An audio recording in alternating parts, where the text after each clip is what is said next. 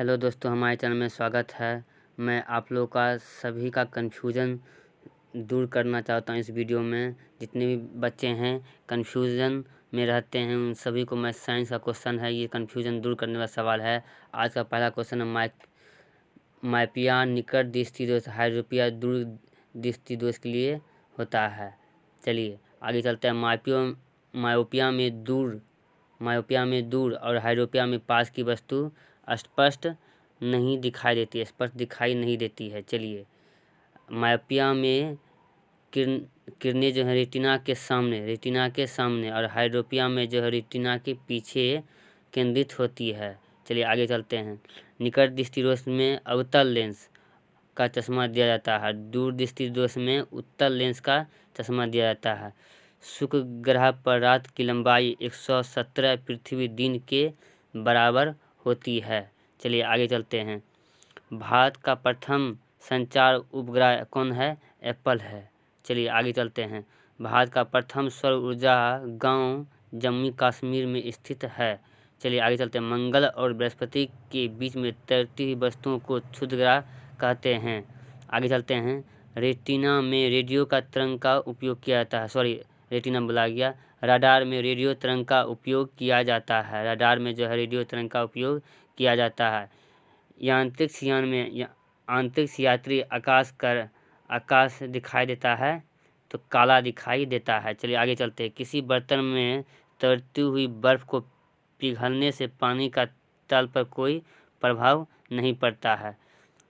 सूर्य और पृथ्वी के बीच में चंद्रमा आ जाने पर सूर्य ग्रहण पड़ता है। सूर्य और पृथ्वी के बीच में चंद्रमा आ जाए तो सूर्य ग्रहण पड़ता है, और सूर्य और चंद्रमा के बीच में पृथ्वी आ जाए तो चंद्र ग्रहण पड़ता है। याद रखिएगा इस दोनों पॉइंट को।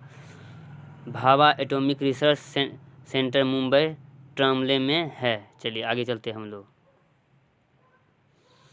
इसरो का मुख्यालय कहाँ है? बेंगलोर में है।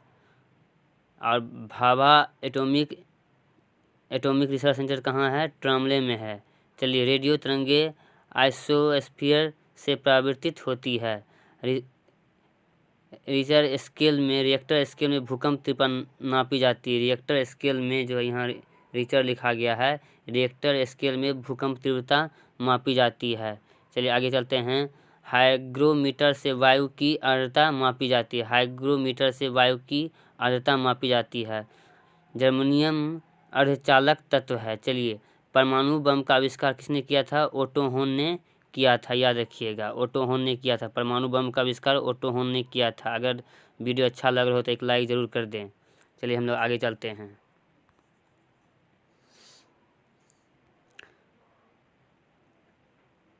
जर्मनी एक अर्धचालक तत्व है। परमाणु बम का आविष्कार ओटो होन ने किया था। याद रखिएगा। चलिए आगे चलते हैं हम लोग।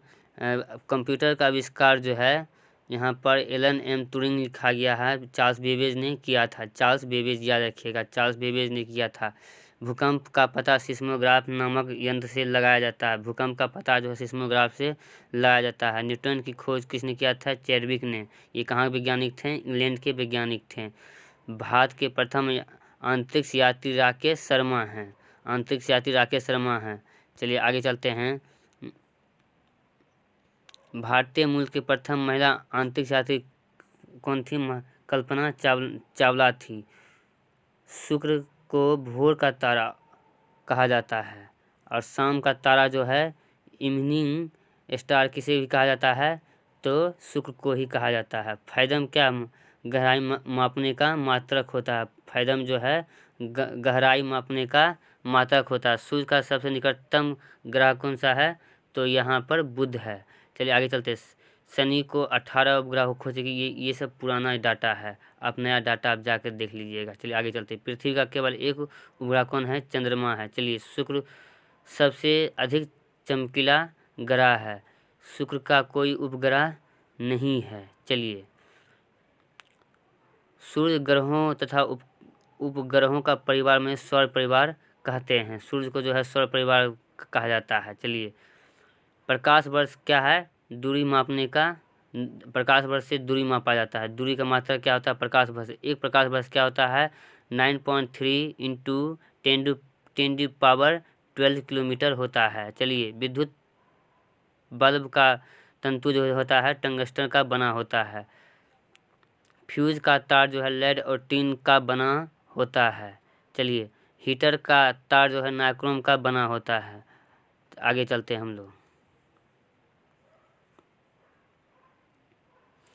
भारत में भौतिक विज्ञान में नोबेल पुरस्कार किसे मिला था?